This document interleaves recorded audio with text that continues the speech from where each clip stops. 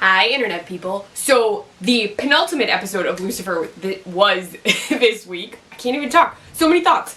Okay, so there's literally only one episode left this season, and I thought there were only going to be 18, but then IMDb says there are 19, so I've been waffling between, like, is there one? Is there two?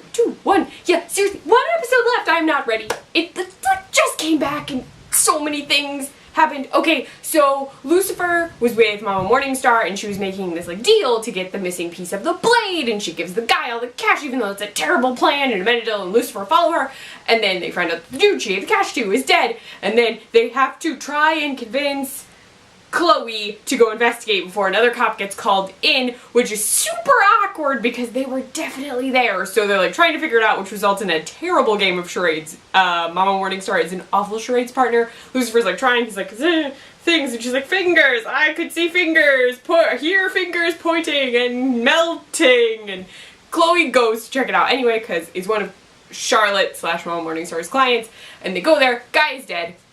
They call in Ella, who says they're running some tests for cocaine and gunshot residue. They find a phone. The entire case where the guy said that the missing piece was is like emptied out. But they find this cell phone. They can't unlock it. It totally has this like they look like eyes to me, but Mama Morningstar says they look like boobs. Lucifer says they look like a freckled butt.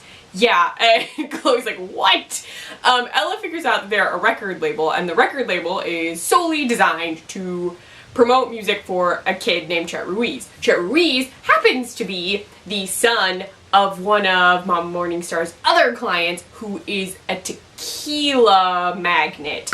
And she's having this huge party, and they're like, oh, we can find out clues, so she's going to the party, but they have to figure out who's going to go with her, and Chloe winds up going with her and looking super hot. Super crazy hot. Mostly because Mama Morningstar told her not to wear pajamas. Yeah, apparently she does not think highly of Chloe's wardrobe choices. I almost couldn't say that sentence. She also tried to proposition Dan to have sex with her because they're still sort of dating on, they are dating kind of because she likes him. It's an interesting dynamic. Dan and Amenadiel wind up going out to get drinks, where he tells him that he does improv, and Amenadiel kind of laughs and then discusses the fact that he and Lucifer are competing for Mama Morningstar's attention, but because no one knows they're related, he's like, yeah, no, it's not because we like her. Like, that's, no. So that's a thing. Yeah. While this case is going on, Maze is dealing with the fact that she is super, super pissed off at Lucifer because he has been lying. He hasn't been telling her anything about what's happening. She goes to see Dr. Linda. There's a guy in there. She almost stabs him. Well, she flips out some knives. And he leaves. She learns that he's the ethics guy, and Dr. Linda has been suspended for helping Lucifer escape from the institution last week with God Johnson. Yeah, great. So great. Then Maze is extra pissed. Then when Lucifer comes back by, because he wants to talk to Dr. Linda, he finds Maze there instead, and Maze is like, yeah, Dr. Linda is suspended, and it's your fault, and we're gonna go fix it. They go talk to the ethics guy, and then Lucifer winds up revealing that he and Dr. Linda had sex. Yeah, which is not helping. I thought Maze was going to kill him in that room.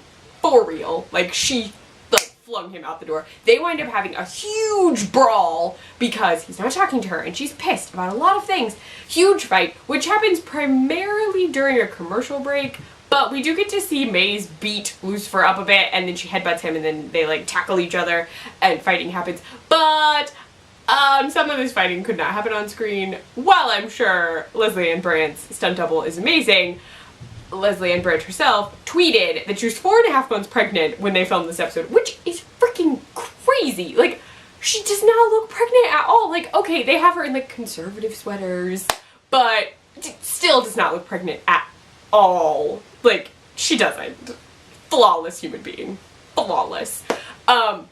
They get into a huge fight. They wind up back at Dr. Linda's because she's still pissed because Lucifer's like, well, I didn't tell you because you would have ruined the plan. And she's like, no, you need me to be angry. But the fact that you need me to be angry is, making it that much worse. Then they go to Dr. Linda's, and Lucifer's like, well, I didn't tell her because she would have disemboweled my mom, or blah, blah, blah, blah. And Dr. Linda's like, okay, I'm suspended right now, so I'm just gonna tell you that Maze is hurt because you didn't tell her anything. And then he realizes that Maze actually has feelings because she has feelings. And then he apologizes, still sucks because Dr. Linda is still suspended, and Lucifer totally ruined aspects of his relationship with Maze because he didn't think about her feelings or how she would react to any of this at all. All of this. There's a lot of things. Chloe fangirls at the tequila party, which is hilarious because she has to disguise herself as a person who would actually want to be at this tequila party. So she finds out that the phone totally has info about illegal things that the tequila magnate, I forget her name, but like the woman who sells the tequila, whose son is the rapper who killed the guy, it has like, he put all of her business plans on his phone and she does illegal stuff, like hardcore. So Chloe winds up telling Ella about that. Ella's trying to crack the phone, but she can't figure out the password. It's not easy to crack, like there's a problem, they can't get it. She's still trying to figure it out, but then the tequila woman, who I'm really sorry, I can't remember her name, she goes to Mom Morningstar and tells her that she'll give her what she wants, but she needs that cell phone. So she needs to get the cell phone. She goes to the police station to get it, winds up chatting with Ella. The most adorable hug exchange occurs, in which Ella tries to hug her and she's like, no. But then she gets left alone with the phone when Ella's brother calls her, and Chloe walks in to see her with the phone, and then she totally lies to Chloe and says that she is Lucifer and Amenadiel's former stepmother, father's ex-wife, girlfriend, ex, whatever. And so Chloe comes to talk to him and she's like, your mom told me Charlotte told me everything, and he's like, what are you talking about? Because he doesn't know what she would have told her because it's not entirely a thing that you tell people. She's like, no, she said that she's your dad's ex and that it was awful and I can understand why you would have been so grossed out by the fact that I thought you were dating. And he's like, oh, yes. They wind up putting a wire on her to do a phone drop so they can find out what's going on. While they're doing the phone drop, Mama Morningstar dumps tequila on her chest to kill the bug, while tequila magnet woman, gives her the key to the thing, which, not the blade, a key to like a safe deposit box, which is not what she was asking for. And then Lucifer winds up taking it, so it's hidden. Chloe does this really intensive pat down to make sure she doesn't have anything. Then they leave, so all of the people involved with the tequila empire are going to prison. But what happens is the key led them to a book. The book is an instruction manual, and it turns out only Amenadiel can translate it, which is amazing. But okay, Mama Morningstar gets pissed that it's not the actual thing, that it's a book. Then Lucifer's like, I don't know how to read that, I only know how to speak different languages, and she gets hardcore pissed off, and then Amenadiel's like, it's in Sumerian. And he's like, unlike you, I actually studied. And he knows. The Mama Morningstar's like, oh, I love you. It drives me crazy. I understand why Amenadiel has so many problems with his family. So that occurs. Then they're translating the book, and then Mama Morningstar, for infinity's old goddess, is not the brightest. She meets with the Ruiz kid, the rapper whose mom is the tequila person, and she's like, you said you had the thing that he actually was carrying, I knew it couldn't just be that book. And then she somehow thought that he wasn't gonna hurt her because he's gonna go to frickin' prison and it's her fault. He pulls out a knife, she's like, why would it be a knife? And then he stabs her, which is awful for both of them, because when she goes to pull the blade out, her body, which is already like breaking, explodes! Magic light on him, and in a total Ark of the Covenant fashion, his face melts off. Hardcore, just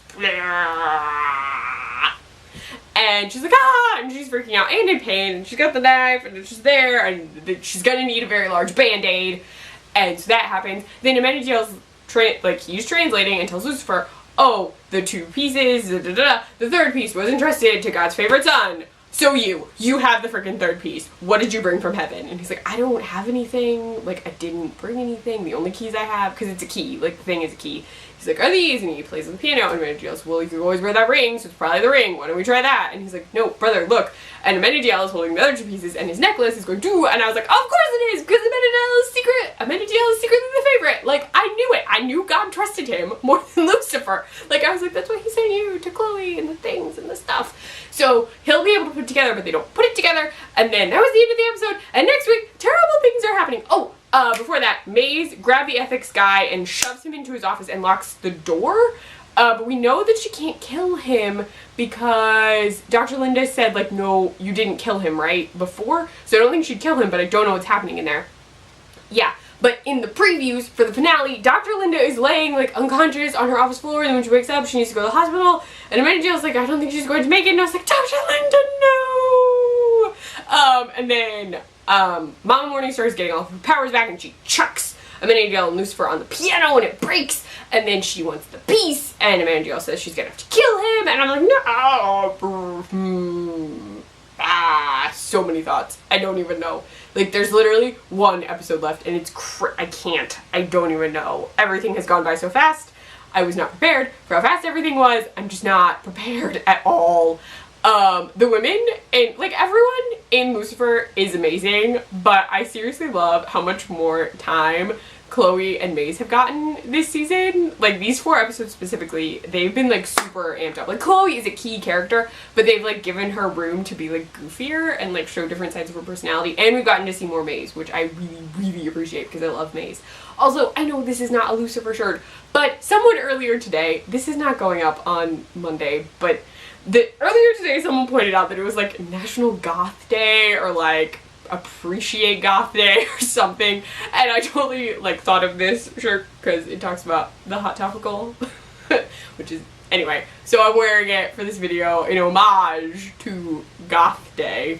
But anyway, let me know what you thought about this episode. Let me know if you are prepared for the finale in the comments below. If you like this video, please give it a thumbs up. If you want to see more of me, please subscribe. You can find me on Twitter at Kleffnotes, on my blog, kleffnotes.wordpress.com. I write for the Nerdy Girl Express, thenerdygirlexpress.com, and I run their Snapchat. The Nerdy Girl EXP. Bye, internet people.